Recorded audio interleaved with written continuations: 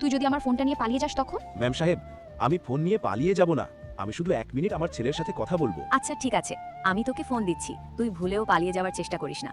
এখন তোর ছেলের নাম্বারটা বল। 017426058, এটাই আমার ছেলের নাম্বার। বাবা সুজয়, তুই কি আমাকে ভুলে গেছিস বাবা? বাবা, তুমি আমাকে কেন কল করেছো? তোমাকে আমি কতবার বলেছি আমাকে কল করবে না। আমার বউ যদি জানতে পারে তাহলে আমার সংসারটা কি থাকবে? বাবা সুজয়, আমি রাস্তায় রাস্তায় পাগলের মতো ঘুরতেছি, তুই বউয়ের জন্য বাবা এভাবে রাস্তায় ফেলে রাখবি? এরপরেও সুজয় তার বাবাকে অনেক রাগ দেখে কলটা কেটে দেয়।